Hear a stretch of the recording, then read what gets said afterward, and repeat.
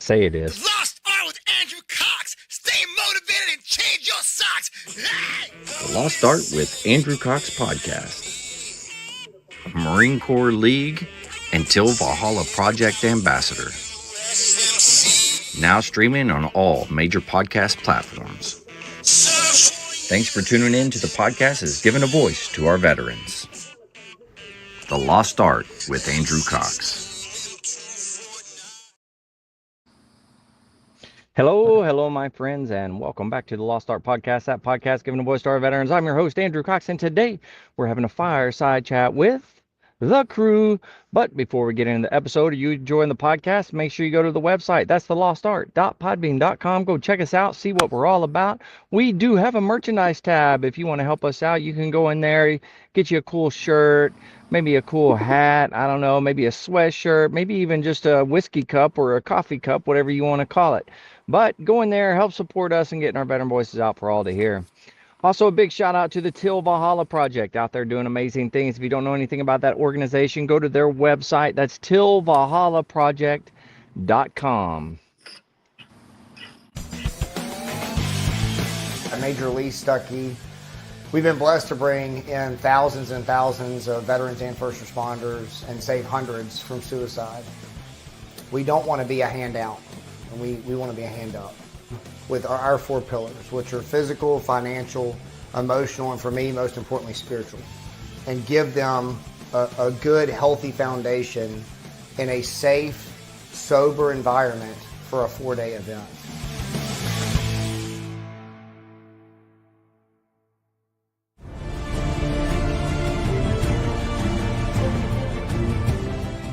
Are you a Marine veteran? Are you missing that bond you had on active duty? Then I have a place for you. Join the only congressionally chartered Marine Corps veteran service organization, the Marine Corps League. Get that brother and sisterhood back in your life. Become one of the fewer, the prouder, a Marine Corps League member.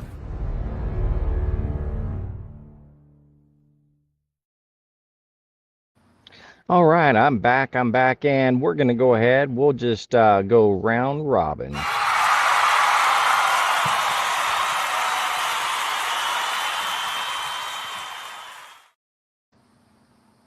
All right, Sensei Nay, how you been doing, man? Doing all right. It's let's see, last week. Well, it was back on the 2nd of May. We had our spring concert, and it went off really well. And then this last week, we're kind of on a downhill slide at school. Kind of let the kids relax a little bit this week, and then this coming up week, starting tomorrow, we're going to start learning music for next year, national anthem, Nice. some stand tunes and stuff like that. Yeah. So that kind of stuff. Got a school board meeting tomorrow night. Actually, a operations committee meeting tomorrow night, and so other than that, that's about it. Let's see. Today's cigar is called Intemperance. This is a Roma Craft cigar. This is actually a mini or short Robusto. So it's not quite a 5x50. I would call it more like a 4x, maybe 4x. I don't even know what the gauge of that is. It's close to a 50. I don't want to guess. But it's not 5 inches long. It's a little bit smaller than a 50 gauge. But this is the one on the show that everybody likes because it's creamy. We're back. We're back with creamy cigar. Yes, we made it. Slight hints of spice. It's a Ecuadorian wrapper, and I think it's Nicaraguan. Let me see here. Ecuadorian Connecticut wrapper. Sorry, with flavors of cream, subtle spice, earth, and natural tobacco sweetness. So I'm not sure what the binder and filler binder. Yeah, it just says wrapper. Let's see. Binder is Indonesian. Fillers are Dominican and Nicaraguan. Yes. Okay. Yeah. So yeah. But and they're not that bad. I mean, it's only a 4-inch cigar. I mean, that's I take that back. This is 6 inches. This is totally 6 inches. I mean, wouldn't you guys agree? That was nice. Yes, I 100% agree with you. Yes. I mean, so but I've smoked one of the intemperance before, but I haven't smoked this one. But I think I'm gonna like this. Even though it's right at 6 inches. I say it's an economy cigar. I think the stick was like $8, maybe $8.50, something like that. Nice. We'll see. We'll see how far it goes. Very nice. I like it. All right, Mark, how you been doing? I'm outstanding. I had to spend the week a few days in Chicago. Last Monday, Ooh. I flew to Chicago for work through the Wounded Warrior Project. I had to attend what they call the assist training. So it's basically training you on how to deal with someone who might be in a suicidal frame of mind. Oh, very nice. So it was a pretty so we like I said, we flew in Monday and I met with Mr. Lynn Louder, remember the Marine, Yeah. Vietnam veteran that has the Rosie's diner. Mm-hmm. So That's right. we went over there to the diner and saw the diner, walked around there and had Very lunch nice. with Mr. Louder. Had a great time with him on Monday. Then I met him again Wednesday night for dinner. After I Nice. got off work, that assist training is a pretty intense training as far as dealing with someone in a Yeah. suicidal frame of mind. It's not the end all of everything. I'm not no expert, but I'm just a little more up to speed on what I should expect. Right. And being the veterans like us, especially post 9/11, we've all dealt with different instances of that. So it's good. As I said, it gives you more confidence once you do have another situation and everything. So Very nice. so it was in Chicago. The weather was kind of cool, rainy, overcast. Then it was like that when I got back to when I got back to San Diego, it was sunny and nice. The last 2 days here in San Diego has been up in the 90s. Whoa. Not right on the water, of course, down by the airport and on the water, but inland it's been in the 90s. Man, It's it's coming. brutal. Yeah, so summer's coming. It's just trying to give us a little update of what it's going to look like. Yeah. Next week's supposed to be down in the low 70s again, which is the Oh, normal. nice. Yeah. That'll be good. Uh, so yeah, it was a good week. It was a good week. Very Yep. nice. Now we didn't talk about the elephant in the room or podcast or over the live stream thing here, whatever. Today is actually Mother's Day. So did you guys do anything special for Mother's Day? Yeah, got up this morning and I mean, not that I'm tooting my own horn or anything, but I make a pretty good omelet. You're not a good omelet maker until you got the flip down, and I got the flip down, so that means I make good Noted. omelets. Oh, I'm Yeah. an omelet maker. Yeah, so we got up and made omelets for the fam today, and then tonight for dinner we had steak, but it's been raining here a lot, so it's been raining on and off all day. 90% chance of rain on and off all day, so wasn't able to put steaks on the grill. I put some garlic butter, and we got a cast iron frying pan, and then did it Good up on on ya. yeah, and then adapt no come, hurrah. But yeah, so we had omelets for breakfast and steaks for dinner, and then let's see, it was a little bit of a tough week for us because it was Nurses Appreciation Week, Yeah. and then Spouse Appreciation Day and Military Spouse Appreciation Day on Friday, and Yeah. then Mother's Day on Sunday. So thick week. So on Thursday, I got her flowers and a gift certificate to get a pedicure for standing on her feet all day long, and then the kiddo got her some flowers and some stuff for Mother's Day today. So Yeah. Very nice. All right. Well, you made me look really bad, so I'm scared to ask Mark what he did. But what did you end up doing, Mark?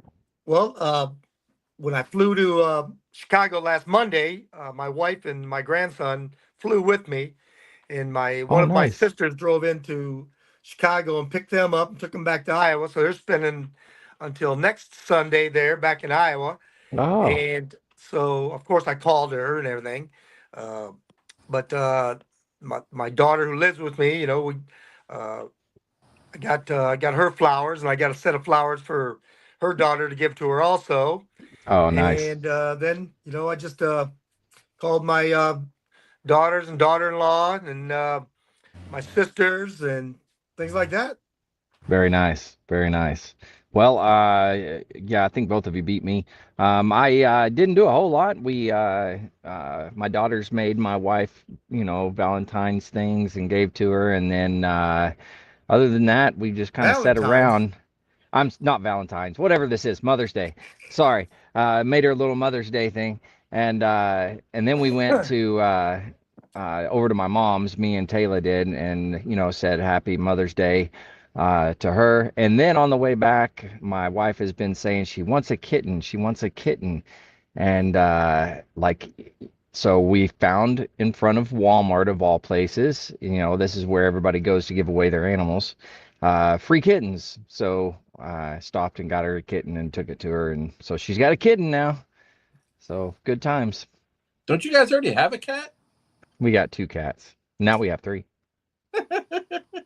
We're starting our farm early, I Yeah. think. We're starting with the barn cats that live with us, and we'll see where it goes from there. I'm not 100% certain, but we'll see. Oh, So so yeah, do they that's identify as barn cats if they live in an RV? oh yeah, I don't know. I didn't ask. I I didn't mean, ask. they can't be real barn cats unless you have an awning, but maybe. That's true. That is true. So,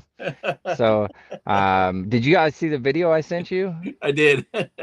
the Everybody showing off in the RV park Showing off, rubbing it with in. their awnings out. Man, how dare them? All right. Well, we can go ahead and jump into some of this. Let's see what's first. We're gonna do veteran news with Mark. Okay, I don't have a. It cut you off because it played the thing. Say it Correct. again. Sorry about that. I Am I didn't hear ready what you now? said. Yeah, you're good now. Okay. So I don't have a specifically a veterans organization. However, I had a chance encounter with a person in Chicago, and Mm-hmm. they deal with finances and specifically uh, helping build credit. Mm. So we got so many, especially with the financial readiness program. A lot of the veterans, not only the emergency financial assistance cases, but just our regular emergency financial assistance cases. Veterans are uh, they're kind of in the hole a lot of times. A lot of maxed Mm-hmm. out credit cards, high Right. debt to income ratio, uh, bad credit scores.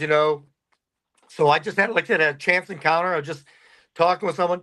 So there's this organization called Bloom Credit. I don't really want to give the website out because we're going to try to do some type of partnership with Wounded Warrior Project. So I want to have Wounded Warrior Project vet them before I give them full uh, Yeah. disclosure and everything. But what it is of course when someone has late payments, maxed out credit cards, missing payments. It just Mm-hmm. or like when we help some of them, we get them in a debt management program, and that of course just tanks their credit score. Right. Yeah. So there is more to this credit score than just consumer credit. So there's all of your monthly bills that you pay, like water bill, electrical bill, rent, all of that, because you have to have a good, usually have to have a credit score to get a rental agreement, correct? Yeah. So this Bloom Credit specializes in you taking all that information and getting you an account, and all your payments will kind of go through them or the history of them, and then that gets reported to the credit agencies, so to help build your credit back up. Interesting. So we're going to try to I'm getting them through our process up to the leadership of Wounded Warrior Project to have them Mm-hmm. vetted and see if we can get a partnership going with them. They just started a partnership with Navy Federal Credit Union. Oh wow. So, like I said, if anybody just wants to look at them, Bloom Credit, they're on LinkedIn, they're on, they're on the internet, and it'll Mm-hmm. show you right where uh, Navy Federal Credit Union gave them an endorsement. So, I don't think it should take that long to get them vetted and find out.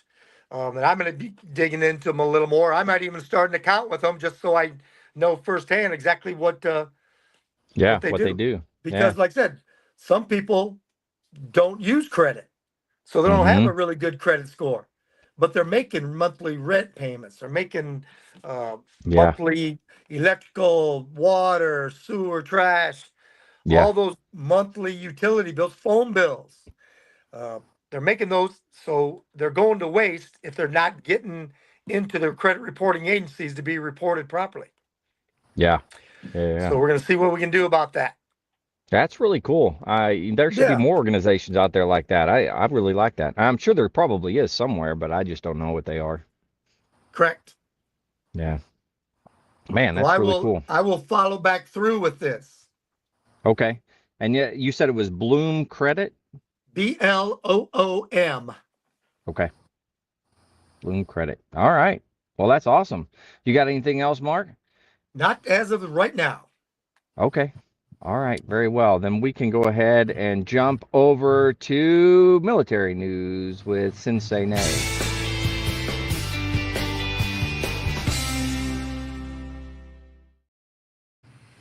Well, I got a little bit, a couple things here. First one from the Office of Undersecretary of Defense, memorandum dated May 9th, 2025. Memorandum for senior Pentagon leadership, commanders of the combatant commands, Defense Agency, and DoD field activity directors. Subject, reviewing the department's military educational institution library collections. That's a lot. Wow. So I'm quoting in his January 29, 2025 memorandum, Restoring America's Fighting Force, the Secretary of Defense directed the department to eliminate any programs, element, or initiative that is established to promote divisive concepts or gender ideology, which he described as contrary to DoD's core mission of providing the military forces needed to deter war and ensure our nation's security. The sole focus of the department's military education institutions, or MEIs, including the war colleges and the military service academies, is to train and educate the world's finest military leaders in support of the core mission. Educational military materials at the department's MEIs promoting divisive concepts and gender ideology are incompatible with the department's core mission. Therefore, the secretaries of the military departments and the DoD components heads must, one, promptly identify any department MEI material potentially incompatible with the core mission. Two, appropriately sequester these materials. Three, confirm the initial characterization through a deliberate review. And four, determine an appropriate ultimate disposition for these materials. The first two steps must be completed no later than May 21st, 2025. And it goes on to describe a few other things. Wow. And that is from Timothy Dill, performing the duties of the Deputy Undersecretary of Defense for Personnel and Readiness. So we'll see how that goes. It kind of reminds me of all the book things that we had to do at the school board, where we had to review books and all that kind of stuff. So it looks like the DoD is kind of going through the same growing pains, or pains of some kind. I don't know if you call them growing pains, but we'll see. We'll see how that goes for everybody. Yeah, that's interesting. And I mean, that's it's followed up. What was it, last week, or in the last 2 weeks or so? The president's directive and DoD directive towards the transgender thing going on. So it seems like it's all falling in line with some of the same guidance. So we'll see how that turns out for the Department of Defense. And then let's see, another thing, Hegseth, this is from Military Times. Hegseth bans affirmative action at military service academies. In a memo published Friday, Hegseth directed the schools to rank applicants by an aggregate score factoring athletic ability, past military experience, and other qualification. It is the department's expectation that the highest ranking candidates within each nomination category should receive appointment. The schools have until the end of the 2026 admission cycles to comply. Wow. The U.S. Military Service Academies, including the U.S. Military Academy at West Point, U.S. Naval Academy, and the U.S. Air Force Academy, are among the most elite universities in the country, selecting applicants who often go on to promising careers in the armed forces. Supreme Court struck down affirmative action for universities nationally in 2023, ruling 6-3 against considering race in an admissions process. In the court's decision, however, Chief Justice John Roberts permitted an exception for U.S. military schools, arguing the schools held potentially distinct interests in continuing the practice. So basically, Department of Defense is kind of like upholding what the Supreme Court directed. So and I mean, I went through all the other stuff, military news and all kind of stuff, and a lot of it's milk toast this last week. But those were the two things that kind of stuck out a little bit. Well, it's pretty interesting. I think with different presidents and different administrations, things change within the military. I mean, we all witnessed that firsthand. How do we I guess tell people in the military, like, hey, just suck it up for this amount of time and then move on, type of deal. I mean, that's basically what we had to do. If we disagreed with something, hey, well, 4 or 8 years depending on what it was, and then, hey, new administration. What do you guys see with that? I mean, it's like a microcosm, I think, because I mean, the civilian, the green side of all of our military organizations, all the civilian Marines, most of them, if they don't like a commander, they just wait them out. Yeah. I can tell you firsthand that the civilians at Paris Island run the base. And then sometimes I think that the CG and the base sergeant major are just figureheads. And I'm not even kidding. I got many a times told how, when, and where, why, and by the civilians on base on how I was going to do my job. Wow. Yeah, not anywhere in my reporting chain, not anywhere in my fitness report, reporting chain, nothing. But it was almost a weekly occurrence where I had civilians tell me how, if, when, where, how high, and how I was going to do my job. Wow. Yeah. So well, that's fun. Yeah, and it's I don't know. I don't know if other bases. I'm sure other bases probably have some of the same stuff because senior leadership retires, they stay in the area, they go GS, and then they come back to work on Monday. And it's it's so I mean, to get back to your question, I see it as it's happening at multi levels. But yeah, you just wait 4 years and something changes. Unless somehow the current administration figures out how to put it in doctrine and make it a law, which I don't know, because these are all memorandums and directives that are signed off by local commands, I guess, or DOD chair or whatever, secretary. Yeah, it would be. I think it would be really difficult to get a lot of that stuff in law. Yeah, like get it through Congress and all that. Yeah, I don't either. Not without a super majority, and which neither party has right now. So yeah. Very interesting. Yeah. You brought up the thing with the retiring and then sticking on directly after. That happens a lot. Do you see that it? I mean, you alluded to it, but Mark, do you see that can I guess erode that chain of command, if you will? I definitely see that happening because, whatever type of authority that now civilian has, and they bring in, they might have like you said, or one of you said about waiting out the commanding officer, for that guy's only gonna be here for 3 years, or command is usually 2 years a lot of times. Yeah. And say, okay, all we gotta do is wait them out.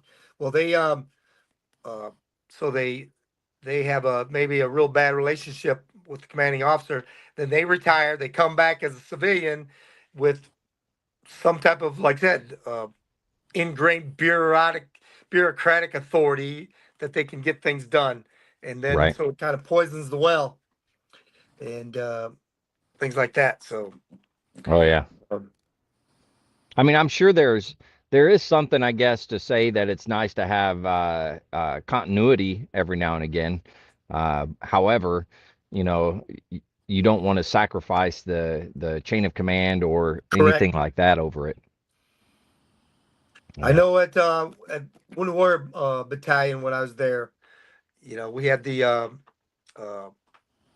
lot of our we had reservists that were full time support. They were working Mm, full time support. Plus, we had a bunch of civilians that worked there that had some specialties. The medical and the psychological and stuff like that. right. But it sometimes it was tricky about the commanding officer wanting certain things done in certain ways and SOPs set up. Because we were kind of a newer unit, and so we're trying to build SOPs and everything, and trying to get some of the civilians, to turn in an SOP of what they thought how that their portion of the organization should run was a little difficult. So it took like the one battalion commander, the second battalion commander I had when I was there. He was very adamant about it, and so he had a lot of discussions with the civilian personnel. Most of them retired military. Yeah. Hmm. Wow. So it could be difficult. There's no doubt about that. Yeah, that's true. And it always just depends, I guess. Every individual is different, every command is different, and sometimes it's good, sometimes it's bad, I suppose. Yeah, I uh, see it as mostly bad. It's at Paris Island, there were four that I knew of, and there's probably more. There was four retired um, ERR, because the CGs and the Sergeant Major at Paris Island wear three hats. They're the Eastern Recruiting Region, they're the depot and the base. mhm. All in one. So Correct. like and I'm sure it's probably similar on the West Coast. It is. But It is. so like there were four retired depot sergeants major that worked on base. Oh, Yeah, and That's a they lot. all still, touted the same expect of respect and the same expect of adherence to, compliance to their directions and orders as if they were a sergeant major still. And man, golly, did that get under my skin sometime. Because I would tell them, this is what we can do for you. Oh, no, you're going to do it like this. No, I'm not actually. Oh, yes, you are. Next thing you know, I'm getting a phone call from Yeah. some, yeah, I'm getting a phone call from, somebody that works in the CG's office saying, hey, you're going to do it like this. And I'm like, I don't have the personnel. What do you want me to do? I can't shit new Marines, Well, you'll figure it out because I've already told the CJ it's going to happen. So you just make it happen. You're going to figure it out. A Oh, civilian, geez. retired sergeant major telling me this is what you're going to do because I've already told the CG this is going to happen. Yeah. Wow. Yeah. So Hey, it's Daniel, Dan, hey, happy Mother's Day to you too. Hopefully you guys had a good Mother's Day. Sorry. Dan was making a comment there. uh-oh. Oh, you talked too long? No, my cigar's trying to go out of me, I guess. Yeah, maybe I did talk too long. It's all good. That does not Uh, bode well for the rating. I mean, I wasn't talking that long. I don't know. We'll have to go back and watch it. It might have been a little bit. I don't know. But I think to I get think back to the yeah. whole the whole credit thing, we're establishing credit and all that kind of stuff. So I've been talking to a lot of people at the cigar shop, and a lot of the guys there, excuse me, they when their kids go off to college, they start them a credit card, Mhm. and then that's in their name, and say, okay, you can spend $50 a month, $100 a month, whatever, and then mom and dad pay the credit card balance every month. Oh wow. And then so at the end of 4 years of being in college, as long as you can keep your kids' spending under control, at the end of 4 years, they have 4 years worth of credit history. And then they being able to maybe get a deposit on a house or or an apartment, whatever, might go a little easier. Yeah. I when I went to college, the only thing that I was missing in that, because I got a credit card as well. However, I was missing the have mom and dad pay it. I didn't know you could do that. So I opted to not pay it on my own and got myself in trouble. So, Oh yeah, me too. uh, yeah.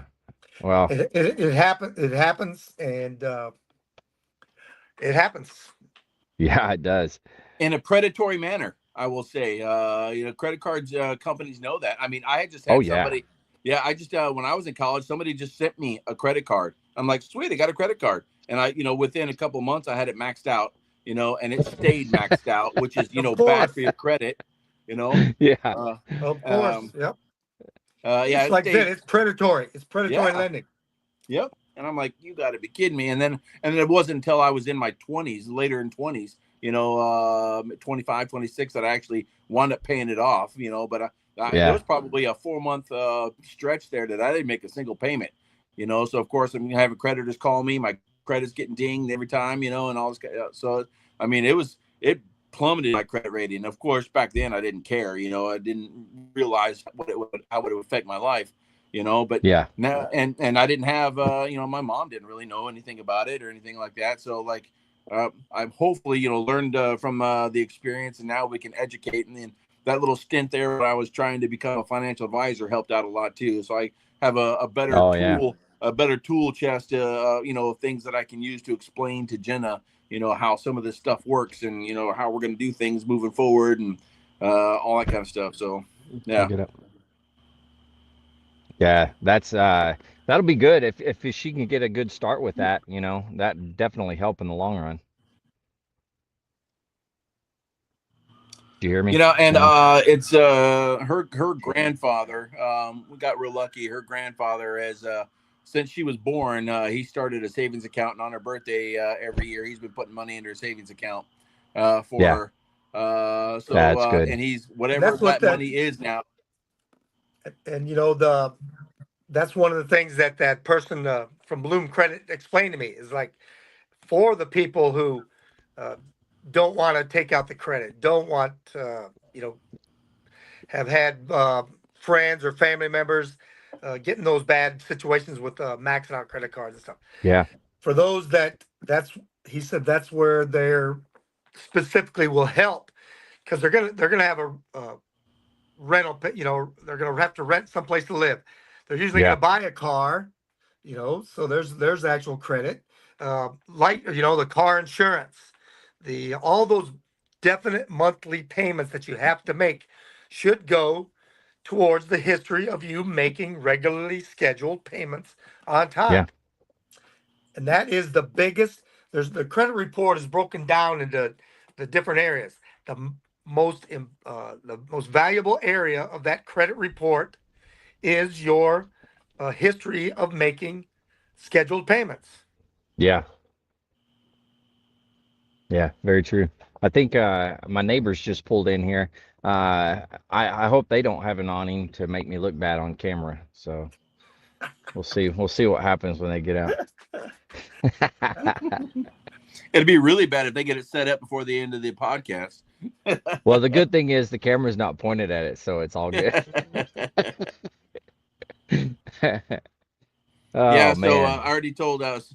Whatever her grandfather gives her for money, as far as because he's told Amy and I that when she graduates, he's going to give her whatever that money he's been saving for her, and we've already went to our financial advisor, said, all right, let's start this. We're going to kick off her individual retirement account, or IRA, and then from the moment that she's 18 years old, for the until she retires, she's going to have at least a little bit of an nest egg growing.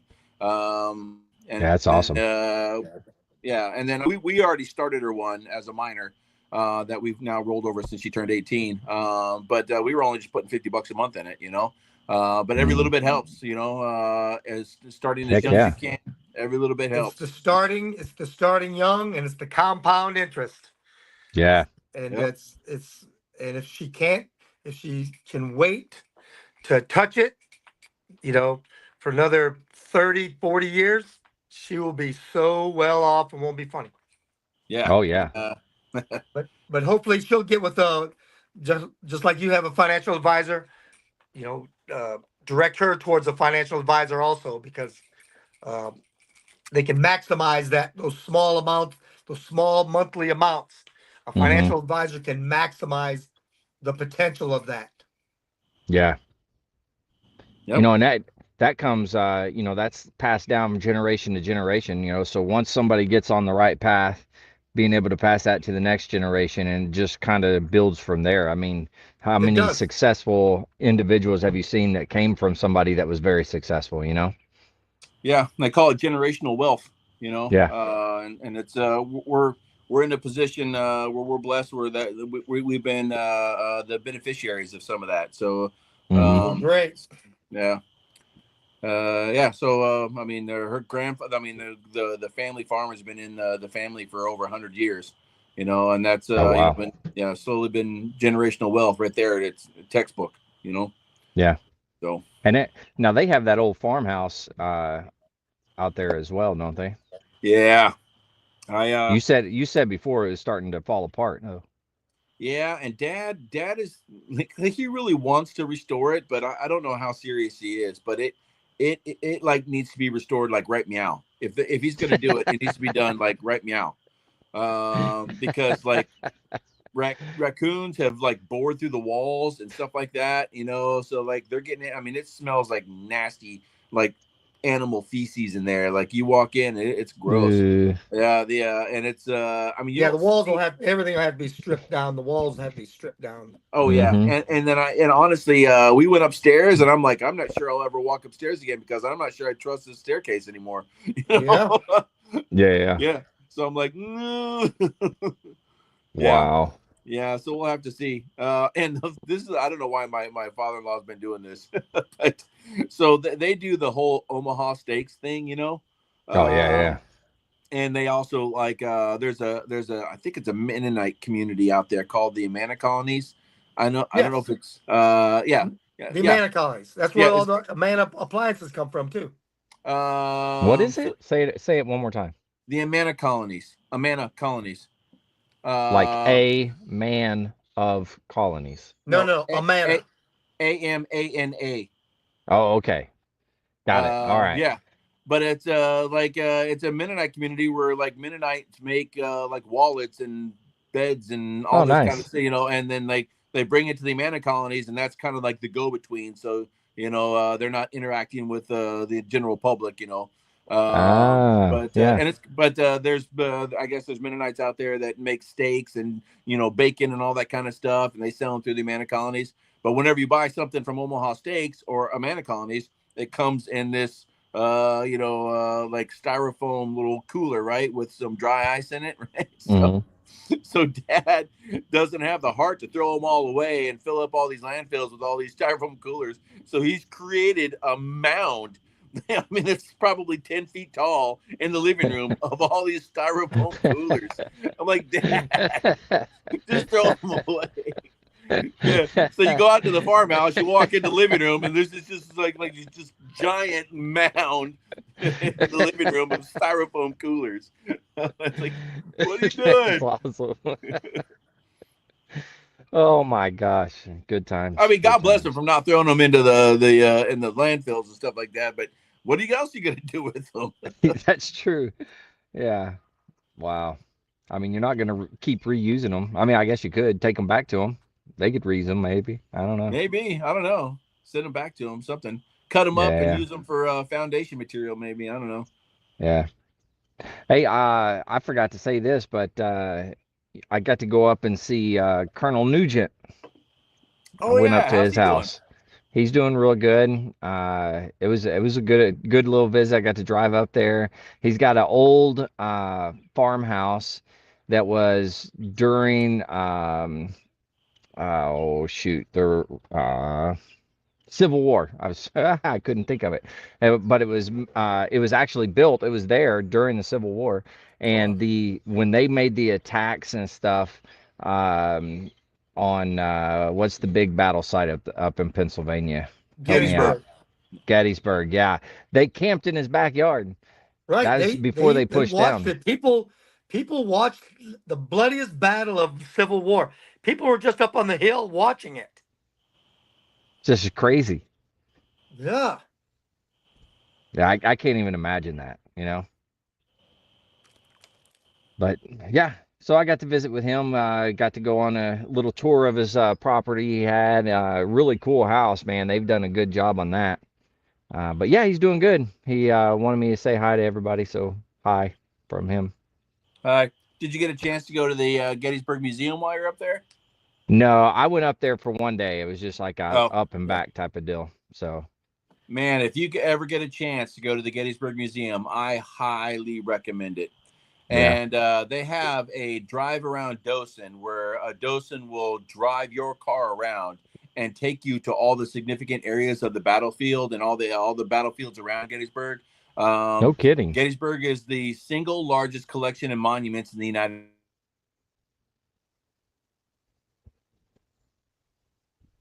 Is that me? He cut out. He cut out. Vic cut out. Oh, there it is. There he is. It's the single largest collection of monuments in the United States. Almost every unit that fought at Gettysburg has a monument there. There's Wow. it's like 240 monuments or something like that. It's ridiculous. It's a crap ton of monuments. But they'll take you all. They'll drive you all around and show you all these monuments. And hey, so Grant was over there, and or Meade was over there, and the Lee was over there, and this that, and you can see each other's because they're on the opposite sides of the battlefield. They have monuments, Meade and Lee, right? And so that's where they were stationed for the battle, is where their monuments are at. So you can stand under one monument and see the other monument way across the fields over there. It's awesome. But, remember the march, Joyce's New York 71st March? Yeah. Yeah. So I said, hey, can you take me by the New York Regiment monument? And she goes, it's not on the tour, but yeah, I know where it's at. I can take you over there. And I'm like, yeah. So she drove me around to the New York Regiment monument. No kidding. And then there was a marker for the 70, 71st, 72nd, 73rd, and 74th battalions. Wow. So I took a picture of the regiment and the 71st marker. So Joyce's 71st New York Regiment march. Wow. So it was kind of cool. That is really cool. Dang. History, man. That's where it's at. That's what I think, anyways. Well, oh, shoot. Hold on. This is a long one. Let's see. Dan says, my dad took me to Gettysburg when I was 10. I've been back a half dozen times since then. Crazy how much better the place has gotten. I love it. It is nice there. I mean, it's beautiful. And like all the monuments, everything is really, really nice. Oh yeah, it's beautiful. When you go into the museum, you go up these stairs and you go into the middle of this circular, what do you call it? It's like it's like a circular painting, I guess, what everyone call it, diorama or something like that. Okay. But like, and it's like you're standing in the middle of the Gettysburg battle. Wow. So it's like, wow. It's like, but it's a painting, mural, circular mural. That's what I was thinking. But it's like, and then the docent says, okay, we had this regiment over there, that regiment was over there, and then you're like pointing in a circular fashion to where all these regiments were coming from, and where they, some of the major battles happened and all that kind of stuff. It's really Holy cool. Cow. I mean, I seriously highly recommend, if you get a chance. It's a bucket list kind of thing. Yeah, absolutely. Yeah, I didn't get to tour anything. I definitely want to go back and do that for sure. Definitely. Now you lived in Pennsylvania for a while though, didn't you? Yeah, we were when I was on recruiting duty, we were about an hour north of Gettysburg. And funny, the entire time we were there, we didn't do Gettysburg. It wasn't until like 2 years later when we went back to visit friends, we all went and did the drive around tour. That's funny. Well, Yeah, shoot. I didn't have time.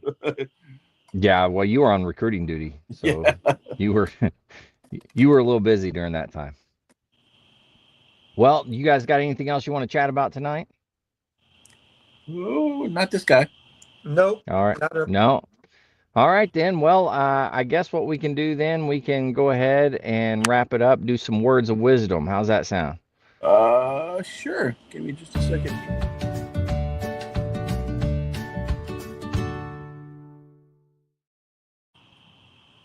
Now, Mark, I got to tell you, when you're not here, we always get worried about the zinger at the end, that great words of wisdom. Uh, but Sensei Nay, he followed it up. What was it? Last week's podcast.